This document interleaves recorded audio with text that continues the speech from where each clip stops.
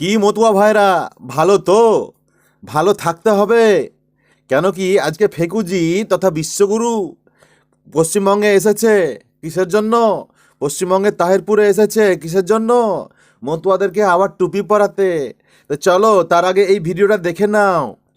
सांप्रदायिक दुर्भावना से वहां पर लोगों पर जुल्म हुए, अत्याचार हुए और परिणाम स्वरूप लोगों को यहां वहां अपने अपने उन देशों को छोड़ करके आना पड़ा।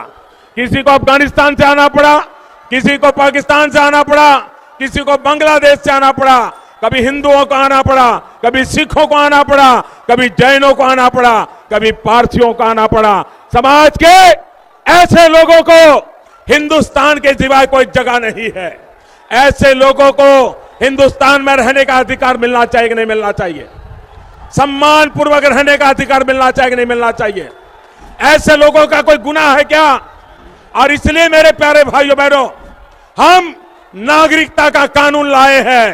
मैं यहां के टीएमसी पार्टी को कहता हूं कि आप नागरिकता के कानून का समर्थन कीजिए, पार्लियामेंट में पारित होने दीजिए। ये मेरे भाइयों बहनों को उनका अधिकार मिलना चाहिए।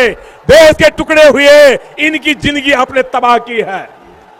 आप मेरे साथ बोले, भारत माता की। কি ভাই হিন্দু শরণার্থী মতুয়া ভাইরা, বুঝতে পারলে তো?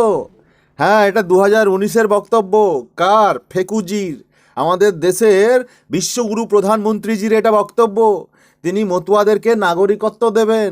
আর কতবার মিথ্যা কথা বলবেন বলুন তো? আর কতবার মিথ্যা কথা বলবেন? আজ থেকে 6 বছর আগে তিনি বলে গেছেন মতুয়াদের নাগরিকত্ব দেব।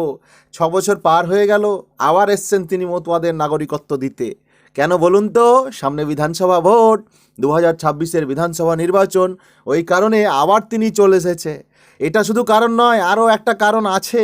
এই যে এসআইআরের খসড়া তালিকায় শরণার্থী হিন্দু মতুয়াদের নাম কেটে গেছে, মতুয়াদের নাম চলে গেছে। ওদের ভোট ব্যাংকটাকে তো ধরে রাখতে হবে। মতুয়া আধ্যুষিত এলাকাগুলোতে বিজেপির বিধায়করা ভোটে জিতে আছে। এবার যদি কোনো রকম তারা সটকে যায়, তাহলে তো বিজেপি 77 থেকে 25-এ চলে আসবে। এটা নিয়ে ফেকুজির মাথা ব্যথা শুরু হয়ে গেছে, এটা নিয়ে শুভেন্দুবাবুর মাথা ব্যথা শুরু হয়ে গেছে।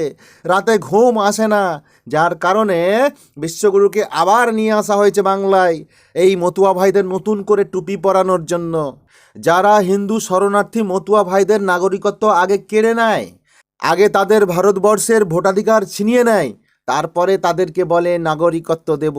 প্রথমে এই হিন্দু মতুয়া শরণার্থীরা নাগরিক ছিল ভারতবর্ষের। এই বিজেপির কার্যকলাপ এসআইআরের দ্বারা তারা ভোটার তালিকা থেকে বাদ, মানে নাগরিকত্ব হারিয়ে দিল। আবার তারপরে বিজেপি আবার বলছে তোমাদের নাগরিকত্ব দেব। এইভাবে বোকা আর কতদিন বানাবে? আমি আপনাদের দায়িত্ব নিয়ে বলতে পারি, এই ফেকুজি তথা বিশ্বগুরুর বর্তমানে কোনো দিনও সম্ভব হবে না দেশের মতুয়া হিন্দু শরণার্থীদের নাগরিকত্ব দেওয়া। এরা শুধু মিথ্যা প্রতিশ্রুতি দেয়, মিথ্যা ভাওতাবাজির গল্প করে, এরা শুধু সাধারণ মানুষকে ঠকানোর গল্প করে। আজকে লক্ষ্য করে যদি আপনারা দেখেন, 2014 সাল থেকে নিয়ে 2025 সাল পর্যন্ত এই বিজেপি সরকার, যেটা আরএসএস দ্বারা পরিচালিত, এটা সম্পূর্ণ একটা মিথ্যা ভিতের উপর দাঁড়িয়ে আছে। তার সঙ্গে সঙ্গে হিন্দু মুসলমান অর্থাৎ সাম্প্রদায়িকতার নামে মানুষকে ভাগ করে দিয়ে এরা ক্ষমতায় টিকে আছে। আর কিছু নয়, এরা মানুষের কাজ করতে আসেনি, এরা মানুষের কাজ কোনোদিনও করবে না। এরা শুধু কাজ করবে তাদের বন্ধু আদানি আম্বানি কোটিপতিদের। আজকে দেশকে রসের তলায় পাঠিয়েছে এই বিজেপি, আজকে দেশকে রসের তলায় পাঠিয়েছে এই বিজেপি। দেশের মানুষকে গরিব থেকে নিম্নতর গরিব করে ফেলেছে এই বিজেপি। দেশের মানুষ দুবেলা দুমুঠো ঠিকমতো খেতে পারে না। প্রতিদিন নিত্য প্রয়োজনীয় জিনিসের দাম বেড়ে চলেছে। প্রতিদিন পেট্রোল কিনছেন আপনি 105, ডিজেল কিনছেন 100 টাকা, গ্যাসটাও কিনছেন আপনি 1000 টাকা। ভাবতে পারছেন? ডলারের দাম প্রতিদিন বাড়তে চলেছে এবং বাড়তে বাড়তে বর্তমানে 91 টাকায় পৌঁছেছে। ভাবতে হবে বন্ধু, মতুয়া ভাইরা, ভাবতে হবে। শুধুমাত্র এই বিজেপির ঢাপবাজ কথা আর মাথায় এসে আপনাদের টুপি পরিয়ে দিল, ধর্মের টুপি পরিয়ে দিল, ধর্মীয় মেরুকরণের রাজনীতি করে চলে গেল, ধর্মের সুশ্রুড়ি দিয়ে হিন্দু সনাতনী মতুয়া ভাইদের মনে আঘাত হেনে নিজের ভোট ব্যাংক ঠিক করে নিল, বিজেপির ভোট ব্যাংক ঠিক করে নিল। এইটা হতে দেবেন না। এরা মানুষের জন্য নয়, এরা শুধুমাত্র পুঁজিপতি কোটিপতিদের জন্য। এই কথাটা সকল সনাতনী হিন্দু মতুয়াদের মাথায় রাখতে হবে।